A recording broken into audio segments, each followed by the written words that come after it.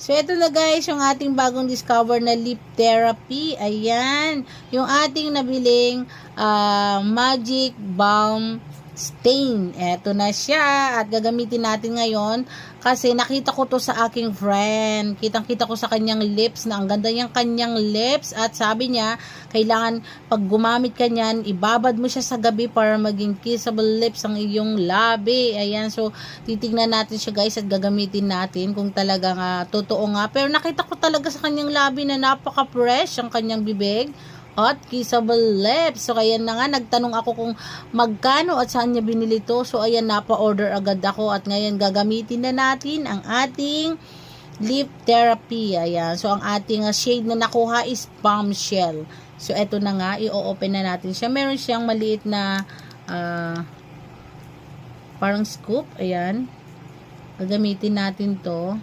At ito yung ating ipapahid sa ating bibig. Ayan, meron na rin siyang mirror.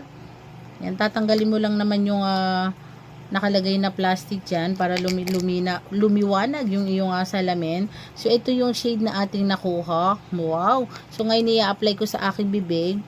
Kitang-kita ko yung kanyang labi, guys. Napakaganda at kissable lips talaga siya. At parang fresh na fresh kasi parang hindi pa nakikes. Ayan. So, ngayon gagamitin ko rin at ipapakita ko sa inyo na talagang legit yung ating nabiling Magic Balm Stain. Ayan. So, gagamitin ko na siya, guys.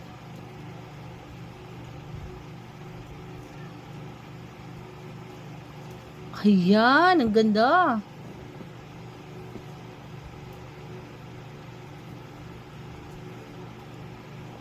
Wow. At nag-iiwan nga ng stain sa ating bibig. At hindi lang yan.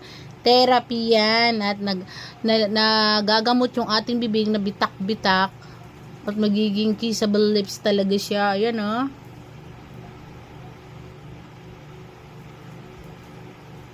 Lalo na kung everyday use mo ito at kailangan ibabad mo siya sa gabi para paggising mo sa umaga, wow, ang ganda ng iyong lips. Kissable lips. Ganda. Ito yung gusto kong shades.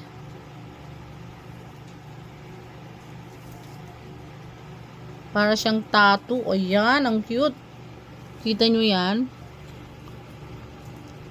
Ang ganda. So, ayan, magbumili ka na rin dyan sa aking yellow basket at magpabudol ka na dahil napakaganda yung lip therapy na to. Nag-iiwan siya ng stain sa ating lips. So, kita nyo naman.